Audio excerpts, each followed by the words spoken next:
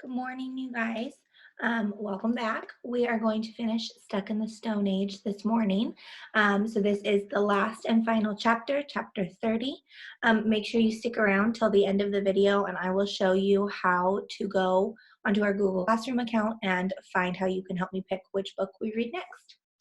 So without further ado, chapter 30. After Dr. Palindrome disappeared, there was a lot of yelling, mostly from the reporters. When Dr. Vasquez left the room to go call the police and report a missing time machine, the reporters turned their attention to Marissa. As she stood on the stage, happy, angry, confused, excited, exhausted, and nervous, press charges against Dr. Palindrome? Probably. How did you come up with your amazing solar panel invention? I worked really hard for a long time. Will you be starting a revolutionary new solar panel company? I guess so. When? Soon, maybe? As she struggled to come up with all the answers to the questions, two thoughts ran through Marissa's head. The first one was, this is the kind of attention I was always dreaming of getting. The second one was, I don't like this very much. How did you and the janitor end up in the time machine? Excuse me. Instead of answering, Marissa ran off the stage and disappeared out the side door.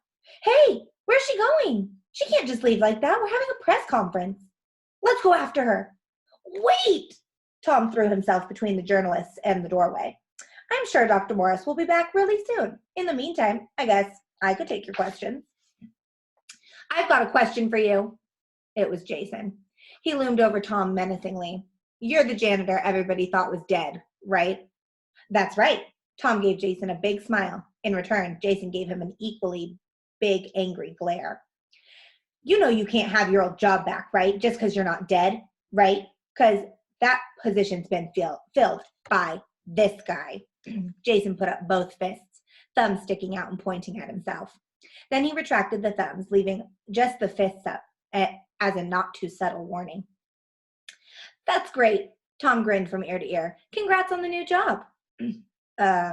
Thanks. As he shook Tom's outstretched hand, Jason looked confused. He hadn't expected Tom to be so happy about losing his job. By the way, Tom said, there's a missing part from Dr. Vasquez's time machine stuck back in 10,000 BC. It's leaking deadly radioactive goo, so someone needs to clean that up. Since you're the new janitor, you can handle that, right? Thanks. What? Huh? Any other questions? Tom asked the reporters. They'd all started yelling at once. How'd you get stuck in the time machine? How'd you get back here? What's the deal with your eyebrows? Marissa darted into her tiny windowless lab in the darkest corner of the deepest basement at Cease. Closing the door behind her, she let out a deep sigh of relief. Having to deal with all of those reporters and their questions had almost felt as stressful and exhausting as her battle to the death with the saber-toothed tiger. She walked over to the lab table and took a seat in the same chair where she'd spent most of her past 10 years. Everything was exactly as she left it, except that Dr. Palindrome had written his name on all of her papers.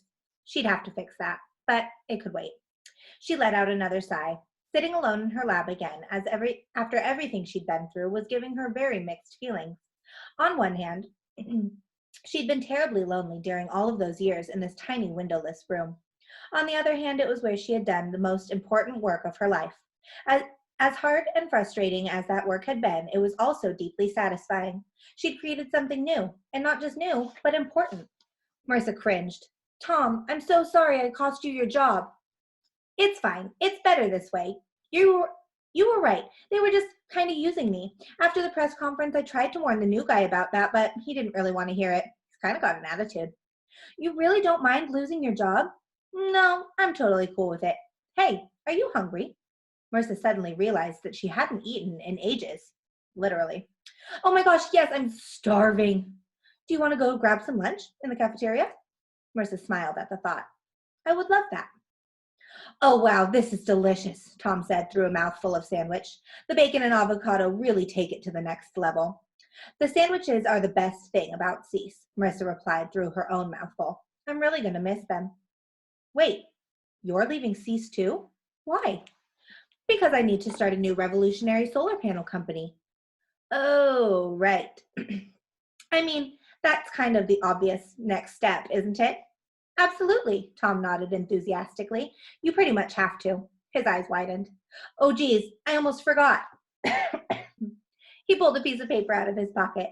I wrote down all the questions the reporters had for you, plus their email addresses, so you can just write out your answers and send it back. It seemed like talking to them was really stressing you out, so I figured emails might be easier. Thank you so much. It's my pleasure. I'm really happy for you. This solar panel thing is so exciting. Marissa looked down at Tom's page of questions. It was neatly written, well organized, and contained less than 10 major spelling errors. She sat quietly for a moment, thinking to herself, so you're pretty much unemployed now, right? Pretty much, said Tom. Do you know what you're going to do next? I don't know. I mean, I love science, but it's like you said. Oops. But it's like you said the other day, I'm not really much of a scientist. Tom's face fell as he said it. Admitting the truth out loud didn't make it any less painful. Marissa winced in sympathy, but then the corners of her mouth turned upwards in a hopeful smile. What if you helped me run a science-based company? Like, what if you were the public face who took care of all of the non-science, working with other people's stuff for some other scientist, so they could just focus on their inventions? That would be amazing. How would I ever get a job like that? I know a revolutionary new solar panel company that would love to hire you. Tom leapt up from his seat, grabbing his head with his hands like he was trying to stop the top of his skull from blowing off. Oh my gosh, are you serious? That would be amazing. Marissa stuck out her hand with a grin. Welcome aboard, employee number one. As they shook hands, a voice bellowed from the other side of the room. Wrap it up, people. Cafeteria's closed. Jason pushed the floor buffer towards them with one hand while making a take a hike gesture with the other. Make like a tree and leave, especially you, Mr. I don't work here anymore. He's my guest, Marissa informed the janitor, and the cafeteria is open for another hour. Not today, said Jason. I gotta finish buffing by 4 so I can get in the emergency time machine. Dr. Vasquez is speed building in her lab to send back in time to clean up a radioactive doohickey. Then we gotta find Dr. Palindrome and drag him back here to face his arrest. And I gotta get it all done by 6 so I can get out of here in time to watch round 1 of the Rockball Cup. Marissa and Tom's jaws dropped slowly. What did he say? The what? Asked Tom. Did you say rockball? Asked Marissa. Of course I did. What do you think? What are you looking at me like that for? Like you never heard of the Rockball Cup, the world's biggest sporting event? That mankind's been playing for 1,000 years? What are you guys talking about? Tom and Marissa looked at each other. That's super weird, Tom whispered. Sure is, agreed Marissa. Should we say anything? No, let's just go start our company. But maybe we can knock off early, eat some nachos, watch a little rockball. Great idea. As they grabbed their sandwich wrappers and started for the door, Tom grinned at Marissa. I'm really looking forward to this whole starting a revolutionary new company to help the mankind thing. Marissa grinned back at him. Me too, partner. With that, they walked out of the cafeteria, ready to change the world together. And that's the end of Stuck in the Stone Age. So I hope you guys liked that one. It's one of my favorites that we read this year. So I'm going to share my screen with you really quick right now to show you how you can get on Google Classroom and find where you can vote for our next Read Aloud. So let me show you. Sharing my screen with you now. Okay, so we'll open this up. Go to classroom.google.com and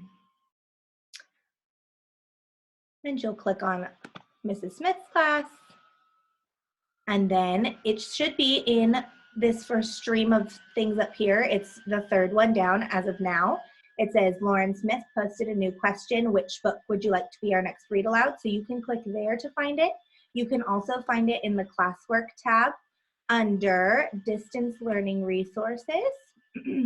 It's the first one in distance learning resources. So as you can see, as of right now, just 4 people have turned it in out of the 24 in our class. So there's 20 of you that still need to respond.